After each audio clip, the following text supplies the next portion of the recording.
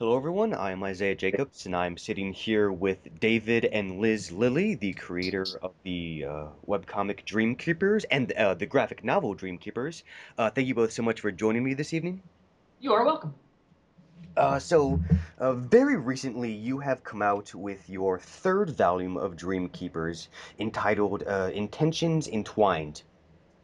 But before we start getting into the actual story itself, uh, when was Volume 2 published exactly? I think it was published in spring of 2008, but I'd have to check the inside cover to be super sure. It sounds right, though. The 2008 sounds right. And so it's taken 3 to 4 years to publish the next volume. Does it usually take that long to publish it, or did Well, certain events get in the way? he had to rub that in, didn't he? It was like every event's got in the way. Volume 3 took longer for a few reasons, and I will go ahead and list some of them that I can remember. There's actually like an actual excuse list somewhere, but I'll just get off the top of my head. After Volume 2, I was like, oh wow, this is fun. I should open commissions because people like that. Ah, And we got enough commissions that it literally took me nearly a solid year of just doing commissions before I could get back on graphic novel stuff. So literally 1 year of that time is commissions, and after that I was like, I need to be careful with commissions. Holy shit. And also Prelude was a lot of fun, but we were doing it on a weekly schedule, and between Prelude every single week and having regular jobs, there just wasn't that much time to do the graphic novel, so eventually we had to knock Prelude down to once every other week, and that helped a lot. We also had a wedding and a honeymoon, too. Oh yeah, we right, have right, yes, and congratulations on that, by the way. I know I'm a bit late on that, but congratulations nonetheless. Thank you. Woo! And I understand that alongside with Prelude every other week, in the weeks gapping those, you would have updates on the updates on whatever you were doing for the graphic novel Dreamkeepers. Yeah, like a sketch or a doodle, since that's what we were supposedly doing in the time that we were not doing Prelude. I Well, will say that. supposedly doing. Well, I will say that now that we're done with Volume 3, we've talked about maybe going back to a weekly prelude. But if that really interferes with Volume 4, doing the double week thing again. Definitely. Like, so we're gonna a goal is to do weekly Prelude, but the bigger goal is make Volume 4 happen much faster. So Volume 4 is gonna be the priority for this coming year. Uh, do you have a plan for when we can expect to see Volume 4 to come out? I have a plan of when I would like to have it come out, but plans and reality often have this way of like getting in fights and punching each other, and usually reality wins.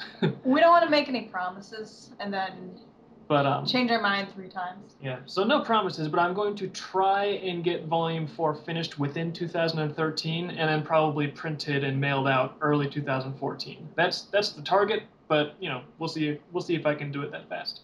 I'd say that sounds reasonable. In the middle of last year, around summer, you had set out these pre-orders for Volume 3, and you had certain levels, like you had the regular pre-order, and then you had like the limited edition pre-order. And I got the limited edition because, of course, everything's got to be go big or go home. Woo! And so with the limited edition pre-order for Volume 3, it came with two copies of the graphic novel, and they were entwined, or well, not entwined, but covered in the special paper that looked like it was burned. Was the paper actually burned, or was that just the print? If I ever move to a place where we have an electric oven, I will be in trouble because that's what I used to burn the papers. I go over to our stove and I've learned how to do it too. I used to start out and like burn myself, but now I actually have water on the side. Okay, okay, Isaiah, I promise you that if you ever get anything that looks burnt from us, we set it on fire. It was on fire. And when Dave says that there was a body of water near him, that was actually the alligator pond. And if something was on fire a little too much, he would just throw it in the pond and it would sizzle out. Oh no, Alligator Pond was the early version. Now I'm so sophisticated, I use a cereal bowl.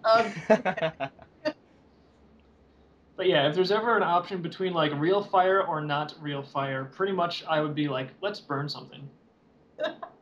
It smelled really good. Sounds And, great. and why did you decide on this? Why did you decide to wrap the special pre-orders in this burnt paper? Well, during my childhood, you see. No, that's actually how it starts. But no, like Aw. seriously, when I was like a little kid, I thought one of the funnest things was to draw your own treasure maps, and treasure maps looked better if you like burnt them up a little bit. So I just feel like it's a cool look. The website kind of reflects that look. The inside pages, like the title page inside the book, sort of has that old burnt paper feel. So, and I feel like a part of what we do, it's not just like, oh, here's a book, you're done. It's like we really want the readers to have a good experience. Like you kind of have to set it up so that they're in the right mindset when they go into the book, so that they're looking forward to reading something, they want to be entertained. And it sounds a little cheesy, but I just feel like just adding another layer to the experience, just another tangible thing kind of helps make it a little more special, a little more than just another book. So pretty much from the very instant that the reader lays eyes on the cover and the graphic novel, they get that sort of aesthetic set in their mind. It sort of just sets the way for the rest of the story. At least that's the plan. We even do our own like illustrative mailing labels on our envelopes to like if Yeah, I thought that was pretty cool how you did that as well. yeah, just yeah, the same thing as the burning questions like real fire or not. It's like yes, fire, and then it's like should we draw something else on this or not? It's like yes, let's draw something. So I'm coming out as pro fire and pro cartoon. Sounds reasonable to me. And for the limited edition pre-order, as I said, there were two books that came with it. One just had the regular cover with the title and all that, and then the other one had the same thing, but it was also it said in print limited edition. But on the inside, I didn't really notice much of a difference between the two. Correct. That is because the cover is the only thing that's different. And then I guess also the fact that we're only going to print a certain number of limited edition covers, and that's why it's called limited. It's because there's only going to be like so many, and then it's done. Okay, I got you. Okay, all right. For some reason, and I guess just personal preference, we didn't like the idea of having a limited edition book that had a whole bunch of really cool pages in the back, and then the regular edition just wouldn't. Well, because then you want to make more of the cool one. Exactly. Exactly. We thought it would be kind of like mean and cheating if the limited edition had a lot of nice stuff and then the regular one just didn't. So I think that's why they had the same insides. Mhm. Well, thank you for doing that. I'd say that was a very good decision. Yay! Thank you. Uh, Flipping to the forward of the graphic novel, this is just something I want to reflect on a bit. I found the forward that you wrote, Mr. Lillie, to be very interesting about how, to directly quote you, life starts throwing shit at you and it doesn't stop. And it goes on about how literature is very important to life, and you tell your readers, read my books or die. Uh, Did we? it Marketing. it says so right here. I'm looking at it. And what would you say brought on this whole reasoning behind this philosophy of the forward that you have in this edition? How about we don't read what we write? Yeah, let's go ahead and say that the read my books or die that was probably a misprint. But as for the rest of it, I don't know. It's just when you sit around and make comics or do books or do anything creative for a really long time, and you spend so much effort just working on it for years, like it's inevitable. You're going to think about why the hell am I doing all this? Mm-hmm. Am I just wasting my time? Really? And reading up on it too. It's like I think one of the places I found the most answers was in I think Brian McDonald is his name. He has this great book called Invisible Ink and the Golden Theme, and he kind of analyzes how stories are really actually important to us. It's not just entertainment. They serve a pretty crucial function in our life too. And so yeah, I just the more I think about it, the more I think stories are kind of important. They're kind of central to how people engage with each other, and so yeah, I'm very happy to be able to use my liking to drawness for something that actually has a goal embedded in it. You guys admit that it's been 4 years since Volume 2 came out. And I see that you do go out of your way to sort of summarize what happened in the first two issues.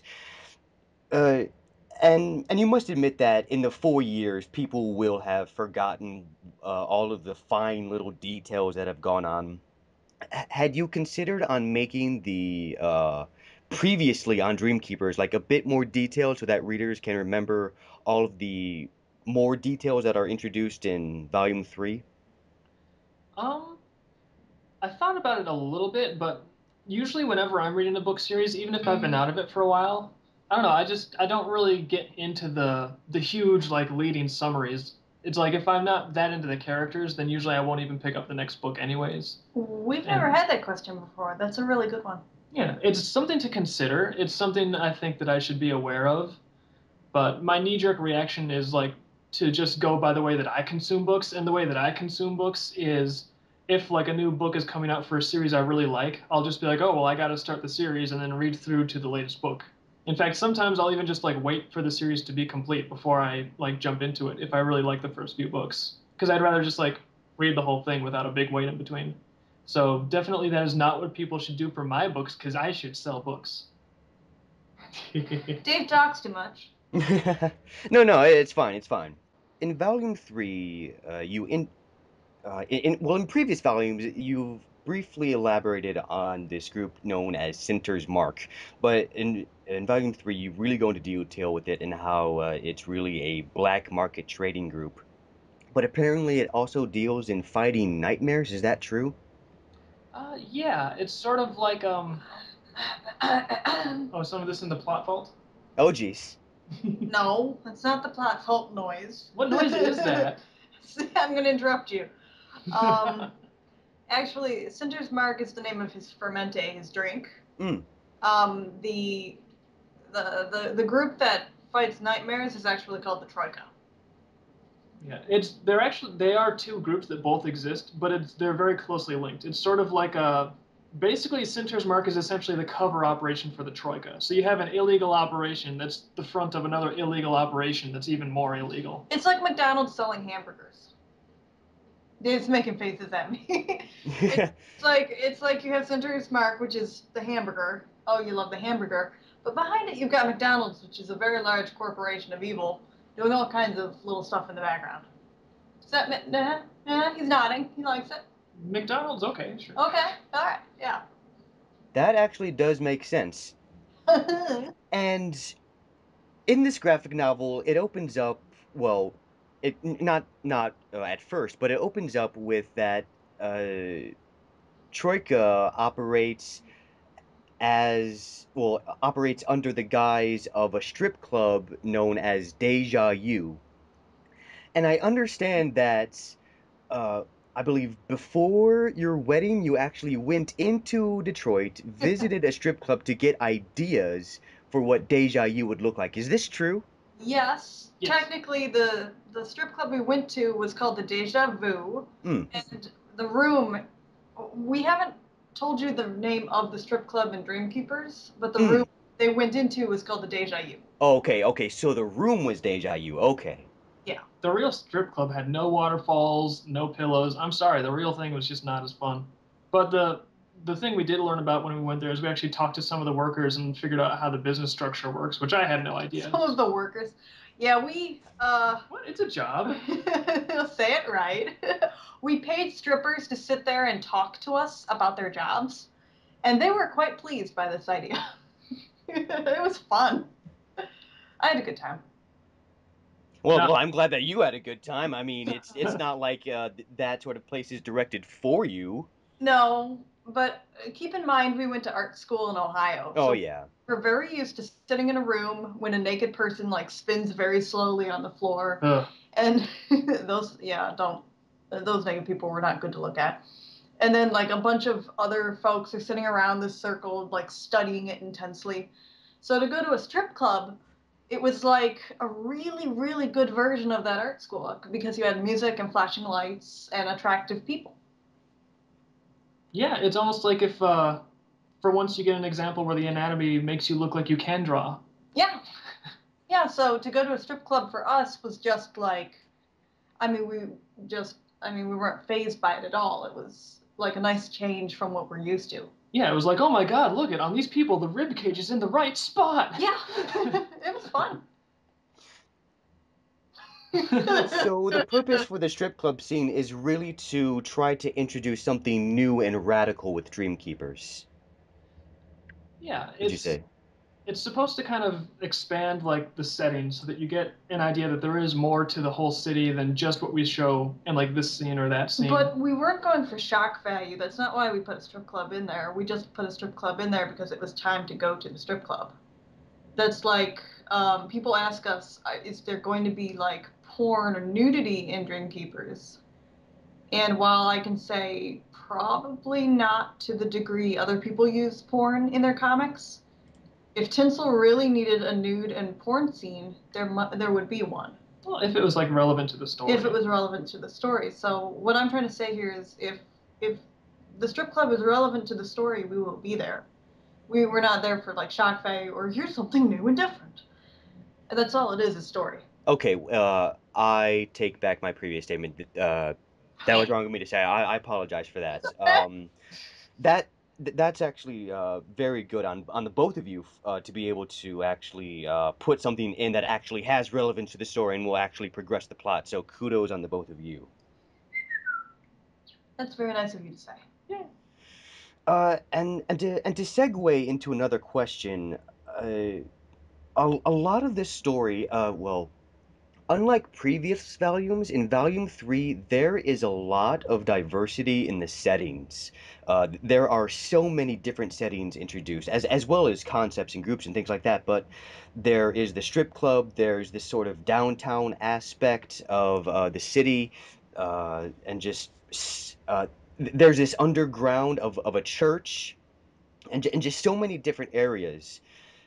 Uh, and why did you decide to well, did you purposefully go out of your way to try to make the settings for this volume diverse? Was that intentional? Um, I would say it was probably intentional. Yeah, because I don't know. It's just there's a lot of the appeal of Dreamkeepers lies in the setting. People think it's a creative setting. They like the idea. It's some place that they like to imagine. What if I was there? What would my character be doing?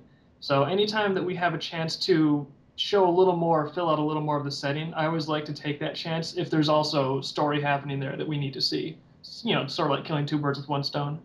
I feel like it's another situation where if it's part of the story, we will be there. If the character needs to go to the store, I guess we'll be in the store today. However, I just hope that by moving around a lot in different scenes, that we're not cutting a scene too short or making the book seem too choppy. That's kind of an odd thing with comics. You can control that in a movie so much easier. Then you get into comics and you turn a page. Like we don't. There's kind of this like we need a scene to be 2 pages long, and we're crunched for how many pages we can use.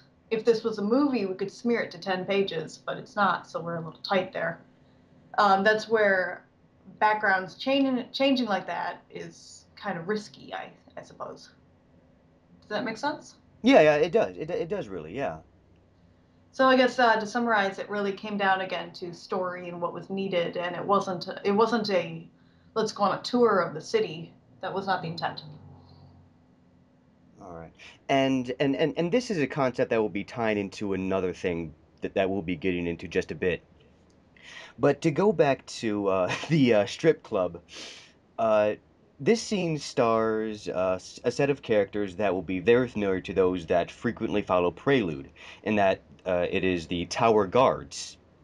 Oh yeah. Yeah. Uh, I've I've always really viewed these characters or these guards as side characters and unimportant, but with Volume 3, you've really upped their relevancy, and really they're here to look for work, and they end up trying to apply for this Troika group. Why did you decide to make these characters much more relevant than they were previously? I think the main thing I had in mind was that we wanted to introduce this Troika group, and it's a common device in fantasy when you're trying to introduce a fantasy world. You know, you'll take someone from the real world that doesn't know anything, so they're always like, "Duh, what's this?" And then you get to explain it to the reader without explaining it to the reader. You're explaining it to new guy. So it's basically just kind of using that same device. It's, if you want to introduce this Troika organization and have them explain what they're about, it's a lot easier if they have an everyman to explain it to. Oh, I think what may have also happened is because it took us so long to put together Volume 3 and Prelude popped up, they just naturally morphed from side characters that just don't even matter, they don't need names. And they slowly grew and started to demand their own part in the book. I mean, I honestly think that from Volume 2, you have Woods and the other guards just walking into a room, and by Volume 3, we suddenly needed them for something. And it really did come down to, well, what if they were fired? What then? What would they do? And it grew. And I'd say you handled that concept very well, actually. Another thing that you handled very well with Volume 3. Thank you. Uh, I promise the listeners that this is not going to become a train of praise. I don't. I mean, as much as I would love to do that, I don't want it to turn into that. Train has been derailed. It's not as fun to listen to as it is to ride. We should just say thank you back and forth over and over again. Thank you. Pretty much, pretty Thank much. you. Uh, to counter that, here's a bit of criticism. Uh, at the end of Volume 2, we had Mace being so sympathetic about him having feelings towards Lilith, and how, and I'm not going to spoil it, but someone died, and yet Mace turns right around and has feelings for Lilith. But then, at the beginning of Volume 3, May seems to snap back into that mindset of sort of being infatuated with Lilith. Why did you decide to go back to that complex? I think it's something that I didn't show as clearly as I should have. But in addition to, just the fact that it's kind of something Mace is hung up on, I think it's, for him, it's a bit of a defensive emotional layer.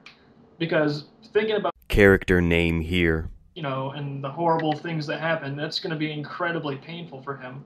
So it's difficult to actually function if that's at the top of your thoughts all the time. So to displace that, to get something else in there that he's more comfortable thinking about, something that gets his mind off of it, something new, the infatuation with Lilith is a really natural direction to go. Okay, I gotcha. Uh, Another character that's introduced that's given much more relevance this time around is Bast, this sort of raccoon-like character. I know he's not intentioned to be a raccoon, but he looks like a raccoon, so we'll just call him a raccoon. Okay. Uh, uh, could you please explain to us a little about this Bast character? Take it away, Dave. He's fun. I like him. There you go. um, yeah, I don't know. He's basically, Mace isn't exactly. I mean, Mace is kind of tough, but he's not exactly intimidating or anything. Bast is sort of he's sort of, I guess, the muscle, you could say. So he's starting out as a rival to Mace, and it's going to be interesting to see how things go from there. But I think the thing that strikes most people first about him is he's got a really distinctive design. He's got those cool spikes on his back that are inspired a lot by the Sonic sort of stuff. I really like the red scarf and the gloves that go with that. So I think he's just a visually striking character, and yeah, and we've got like some fun stuff in plan for him. Bast eventually shows up on the scene, and they go back into the city, and they have to figure some things out. They have to figure out why they are being attacked, why they are being singled out. And the big thing about, really, the biggest thing that goes on in this volume is that the group is essentially divided twice over, actually. Excuse me. First off, Mace and Bast go off and do their thing for a while, and then Lilith and I forgot the other's name. I'm terrible. I'm terribly sorry. That's Nama? okay. Yes, Lilith and Nama go off and do their own thing, and then they each get separated from each other. Why did you decide to split all of the characters and cut them off from each other? I think one of the inspirations was to just kind of demonstrate that it's a bad idea. Because they all go off to try to do their thing individually without supporting each other, and all of them tend to not work out in the end. I think each of the characters had their own problems to resolve, and in order to resolve each problem, we had to split them up. I will say that in the future, in other books, the characters will be together for parts of the series. So having them split up is a little unusual for us. When I say the characters have individual problems to solve, what I'm saying is that when Mace is dealing with that death of a character, having Nama stand next to him during the whole time is probably not going to solve that problem. We're only going to get some weird dialogue back and forth. So I think we split them up so they could each deal with their own situations. Okay, I can see where you're going with that. And continuing on the theme of these characters splitting up and creating these diverse settings, this also gives you both an opportunity to show off your impressive skills at illustrating the details, because a staple of your work is that you will have these grand, wide-angle scenes with a crowd of people and an unbelievable amount of detailed characters. And uh, and I understand that some of these characters are commissioned by furries within the community to like have cameos in the book. Yes. Yeah, actually, the commissions are just sort of incidental, but it's like if we have a crowd shot full of characters, it's like why just have random characters that, it'd be cool if you have people that we've commissioned and it's like, hey, do you want to be in this crowd shot? And then it's just neat having some of the crowd characters be actual readers. I just like the idea. In volume one, Dave had a crowd shot, our first crowd shot, and he just decided to draw people he kind of knew as animals and filled up that crowd. And that's where it kind of morphed into, for volume two, let's start, because people started asking, oh, let's start putting people's characters in there with their permission. Yeah, it's just a way to make it like more fun for more people. Mm-hmm. At the beginning of Volume 3, you have this interesting opening sequence that takes place in the nightmare world, and there's this sort of conflict going on between Nabonidus and Void. Nabonidus we've seen plenty of, but Void is still sort of an obscure Stop character. you. I must stop you. Oh, sorry. It is pronounced Nabonidus. Nabonidus. Okay, thank you so much. Well, it's a comic. That's how we say it, Yeah, but but I'm not going to let you go through it. there's no official pronunciation until there's like an official show. But Yeah. anyways, irrelevant. I'm sorry, I just had to. And also, my name is pronounced Isaiah, so now we're even. Ooh. Sorry, I didn't mean to sound like a. You were going to let us get away with that. But I think it's only fair that we correct each other. But anyways, I don't mean to sound like an asshole. No, it's okay. No, that's good. Yeah. All right, so at the beginning of Volume 3, it opens up in this nightmare world with this conflict going on between Nabonidus, a character we've seen plenty of, but also this character that's still kind of obscure, Void. Could you please explain to us this character, Void? He's the embodiment of nothingness, and he's the lord of all the nightmares. His basic function is to eradicate life and existence as we know it. He's the biggest demon around. And Nabonidus wants to take this role over, right? Yeah, Nabonidus's motives, like articulated in Volume 3, basically, Nabonidus doesn't want to destroy reality, he wants to rule reality. So they kind of have a conflict of interest, even though they're all out to get us. Okay, I see. So it's sort of multiple conflicts piled on top of each other, is what you're getting at. Yeah, there's a lot of characters that are working against the interests of other characters. Interesting. And why do you have so many conflicts going on at the same time? I think just because, like, as an early writer, I was thinking, how can I make this interesting? And one of the ways I thought was, oh, I'll make more conflict because conflict is interesting. And I think that now that I'm hopefully getting a little better with writing, I can start making that conflict relevant and emphasize the right parts at the right places to put a really good story together. All right. Okay, let's see here. Oh, okay. So at one point, further in the story, when Mace and Bast are separated from each other, I believe it's Bast who goes off looking for leads on something. I can't quite remember. There was just so much going on in this story that it's quite difficult at right now to remember all the fine details. Oh, yeah. Probably he was looking because he heard them drop the name of Nabonidus as being relevant, so he Oh was yes. figure out, oh, they really need to know about Nabonidus, do they? Well, I'll figure out what's going on with this guy. And he goes to this sort of dilapidated part of the city, and that's where he gets introduced to, well, really two important characters. The first is Onikel, who is this gang leader, and he is in touch with his powers and all that, and that makes him a criminal, I take it. And he also has halitosis. And halitosis.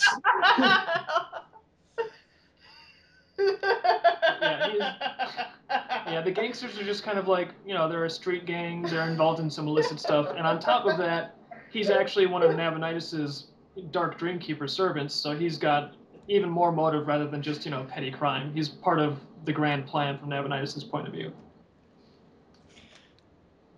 And to go further with this concept, it's during this string of sequence where, because it jumps around. It will go from Bast to Mace to Liveth to Nama to back to Bast. Yeah.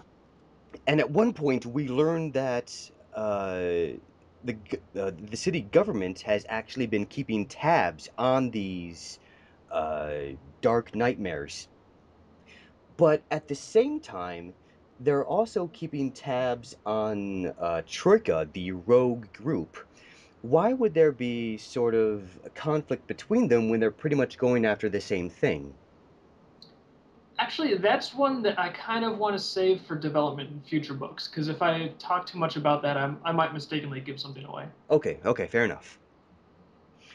And in this same sequence with Bast, we also the second character we learn about is this bat type character called Oh, Vanth. Oh, yeah. I'm sorry? Oh, yeah. we're just agreeing with you. Okay. And why did you decide to introduce Vanth?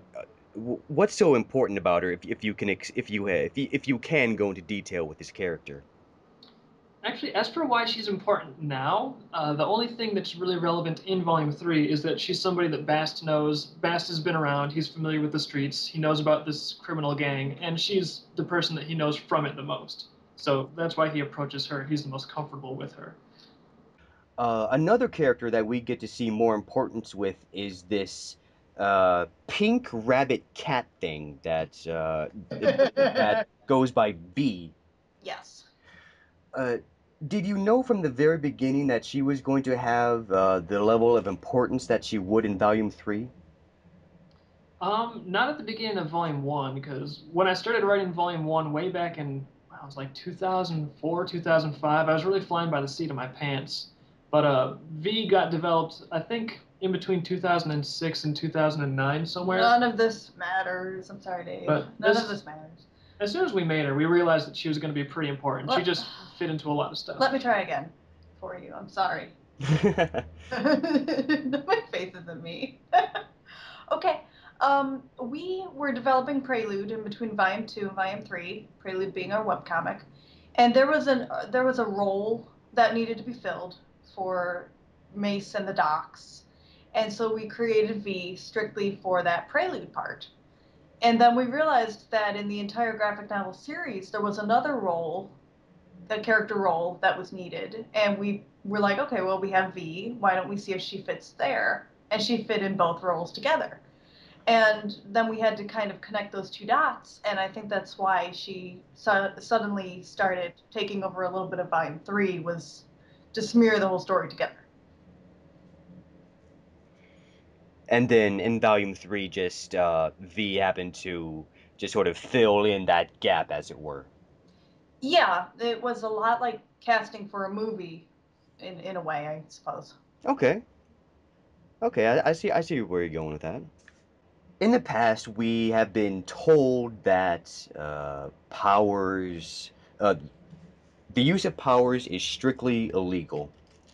And for Volume 3, it pretty much turns into a pretty big showcase of powers, not only in Bast's situation, but also for uh, Mace's situation and how both of their troubles in their respective scenes sort of uh, are opposite of each other and how they turn out. Uh, why did you decide to have these powers play such a heavy role in Volume 3? It's one of the factors in the overall storyline that becomes important. So it's just showing that that element is beginning to escalate. And to begin with, why, well, powers are considered illegal because there's no use of them because it is perceived that nightmares aren't around anymore. Is that true? Yeah, in Andaruna, I mean, they haven't seen a nightmare in so long that they think they're just stories. So at the point where they're at in their past, they've had some rocky things with powers. Some people have blown up buildings that maybe they shouldn't have. And so you get enough people using something the wrong way, and sooner or later, it's like in kindergarten. If one person can't handle it, then nobody can handle it. Yes, if everyone can blow things up with nuclear weapons, maybe we're all not allowed to have those weapons. Oh, Exactly. that's a mentality that's so annoying.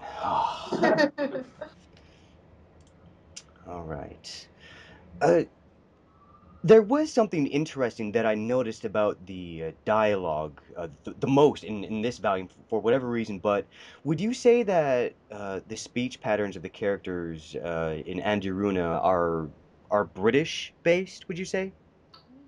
Um, I didn't specifically go for anything British, but one of the things we do try to do is we try to make individual characters distinctive in the way they talk. Like, I don't know if I'm that good at it yet, but I want it to be to the point where you could look at a speech balloon and the rest of the picture could be blacked out. But just based on how they're talking and what they're saying, you would know who was saying it. we have an Ah, okay. we have an Australian fan who made a video on YouTube, and he actually narrated our book and put together pictures from the book. And it was really cool to hear our characters as all being Australian. Very sweet, and it kind of made us think that, well, maybe some of them would be.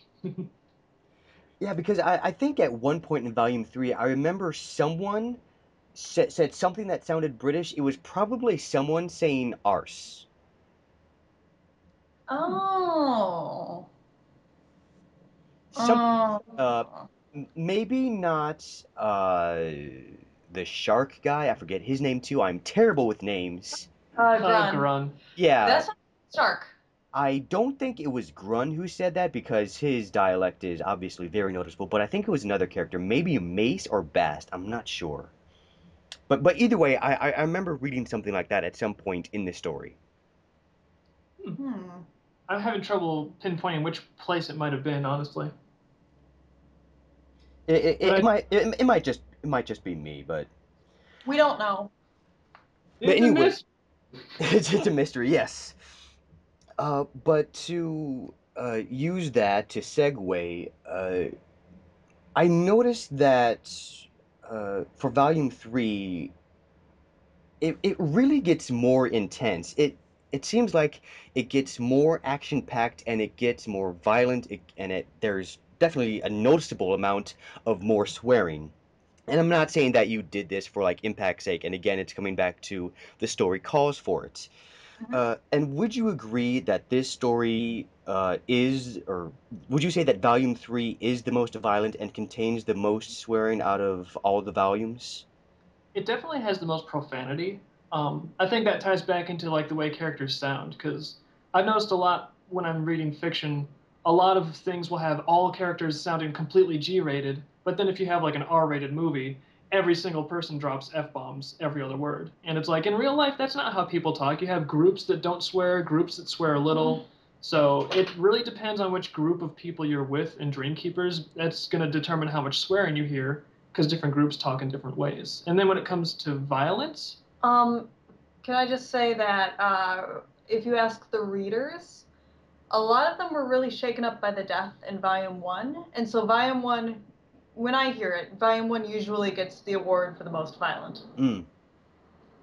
yeah, although Volume 3 does ramp it up a bit too. Well, okay, well, for Volume 3, not really so much violence, but would you say action? Oh, I do think there's a little more action in Volume 3 than in other ones. yeah, definitely. I mean, in Volume 2, we had the tongue monster with Lilith and the running, but Volume 3, we had the gangs and Mace with Ravat. Yeah. The trick is, I like having things happen and I like having action, but I want to try and avoid something that I hate in previous comics that I've tried to read. Like when I pick stuff up from the comic shop and I open something with like, Captain Fist Punch.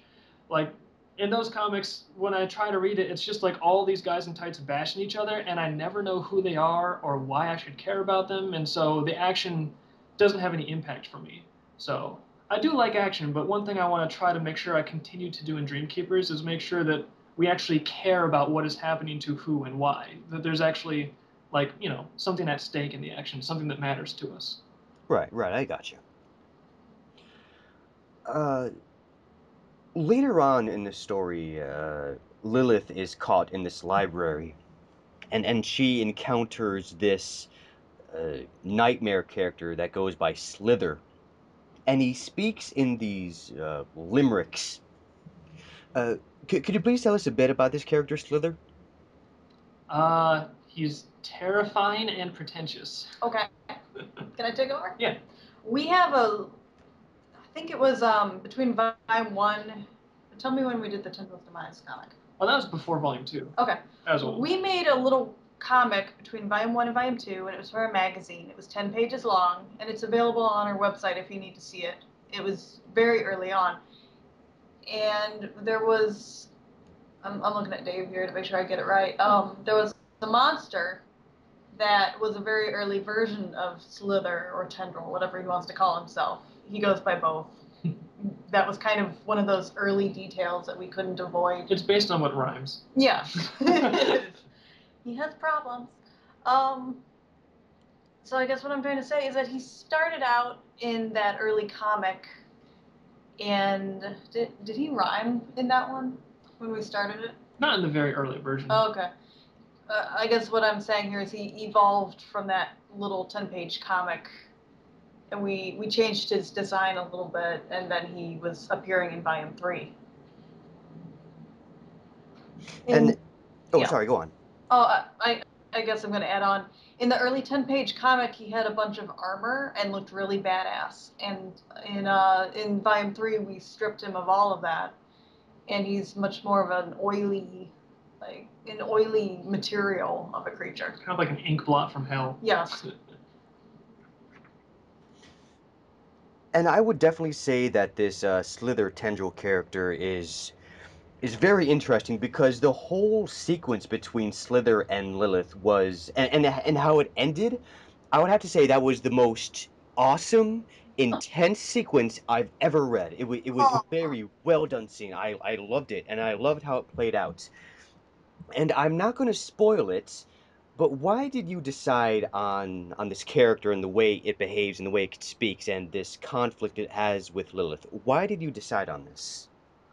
Um, well, the initial brainstorm reason was just, hey, this is a really cool, freaky idea. But then the story reason turned into a Lilith has basically had, kind of an issue in the first few books. She's got a lot getting thrown at her, and she's not necessarily dealing with it that well. She tends to react to things. She's not very assertive. She has this. If you really notice her in the other two books, she has this great habit of standing there staring and going like, "Oh," which which we had to fix. Yeah, so she was basically acting a lot out of fear with all these things coming at her, and we had to find something that would force her to stand up for herself, to stand up to that.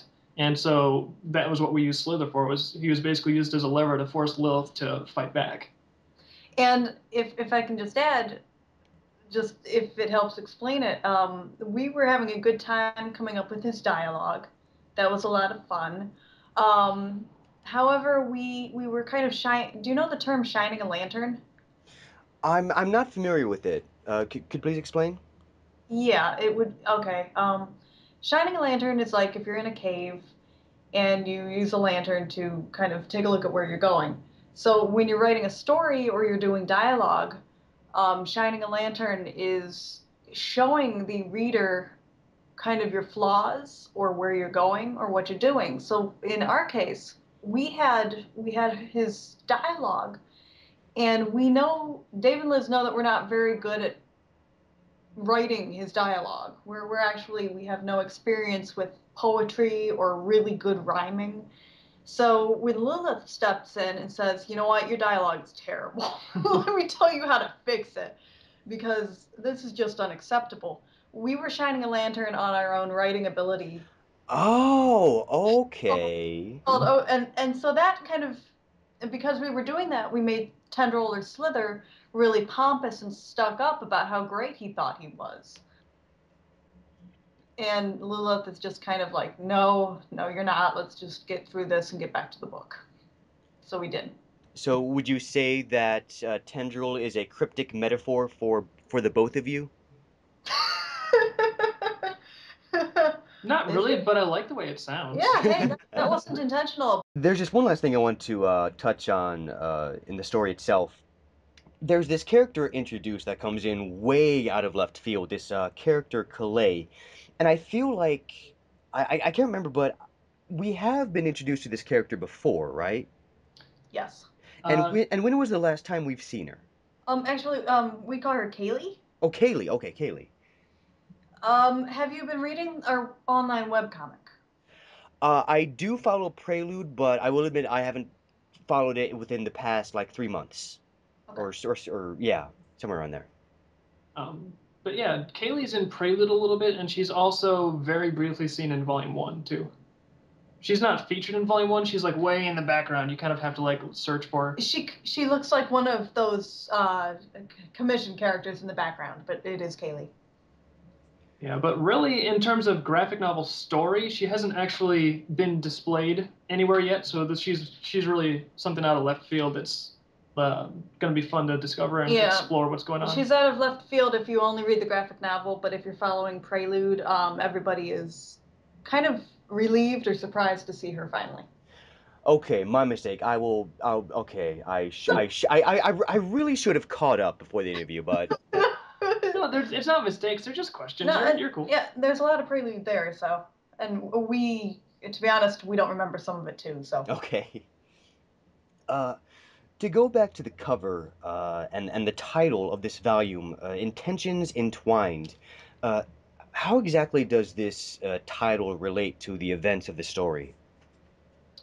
Oh, we had a lot of bad titles when we were trying to think of what to call this book. Are you familiar with alliteration? Yes. Yeah, everything we came up with was alliteration. I think originally one of the titles was Stuff Happens. Yeah. That was my favorite. That was our working title. It was Volume 3, Stuff Happens. But when I was trying to think about what actually occurs in this book that's noteworthy, it's you have all these characters that were separate in previous books to a degree, and then suddenly they all have their motives that are, literally like meshed together. Like they had their own separate things going before, but now they're inextricably tied together. So it sets them up to move forward as a unit in the story from here on out. All right, makes sense. Uh, Overall for this volume, what would you say that well, the both of you, are the most proud of that you did with this volume? Finished it. Yeah, that's pretty much it. It was like volume 3 especially was like a monster compared to the first two volumes, because not only was there more pages, but the artwork just got more sophisticated, which was a lot of fun to do, but it was also hugely time consuming. So just like pushing through all the way until it was done, I think is the thing that I'm most pleased with. The thing I'm most pleased with is the visual quality of the book. If we look at volume 1 and 2, we can tell that we're working towards a visual style, but we haven't reached it yet. And volume 3, I think, is as close as we could probably get to visual perfection in our eyes. No, I disagree. I think I've still got to do some improving, but Dave says it'll get better. I'm pretty pleased with what we have. Well, it's volume 3 is arguably pretty much getting to the style that we like, and there's always room for improvement, but it's definitely a little more sophisticated and polished than the first two books visually. And I would definitely agree. Especially that the art definitely looked better. I want to say like it's almost of motion picture quality. I want to say in terms of sort of visual aesthetic and all that. Thank you. And also it definitely did feel much longer. That's another question I forgot to ask. But yeah, this one I had to sit down for a while to read this. It definitely felt very long. Yeah, I think We go on. like volume 1 was 98 pages, 2 was 104, and this was 144 pages. We have to tell you, and I'm so happy about this. The original length of volume 3 added maybe a good third, like a whole other third of pages than what you have with you. Wow. Yes. We actually had to take that and break it up and stop it somewhere and turn it into what was a little more reasonable to be volume 3. What I'm trying to say is that what you have there is a cliffhanger with Mace saying, "How do we get in the tower?" Because how we get him in the tower just took so long. We have to save it for later. Does that make sense? Dave's making faces again. Yeah, how dare you make such big cliffhangers like that and leave us at the edge of our seats like that and just leave us. God. Must be really early script stuff I don't remember. Dave, you don't remember that we had to chop volume 3 down to this? No, this is what volume 3 was supposed to be. No, there were scenes. Are you thinking of volume 4? No, I'm thinking that what's going to be volume 4 was originally part of volume 3, but the thing was so huge we just had to chop it where we chopped it. If you say so. Okay. Just trust what she says, you'll be much happier. Yeah. Yep. Dave and I we had a thing with Dreamkeepers for a long time before we started writing everything down, where I would remember the future and he would remember the past in the story, and then we'd have arguments because only one of us could remember what was going on. Ah. It's a little better now. And you mentioned the future, and this is something else that I would like to touch on. Going forward with the plot to future volumes, uh, do you have a rough idea of where you want to go with it, or is it still an idea that's still very much in development and can change at any point? Um, it's been getting more and more clear ever since we started throwing story together, like in 2005. It started out incredibly rough, and in the intervening years, it got like somewhat clarified and pretty solid. And then right now, I'm actually in the process of a major rewrite to take the solid thing that we have and take the pieces apart and make it a better solid thing. Can I randomly say that Dreamkeepers back 2004, 2005 was supposed to be a cartoon TV show? It was Yes, yes, yeah. Yes. Well, back way back then, the story consisted of at one point the kids solving mysteries. Did we give them a van? To be honest, I found a drawing of a vehicle. So Oh, yeah. yeah, no. Um, and then when it was a graphic novel, it had a very clear beginning and end.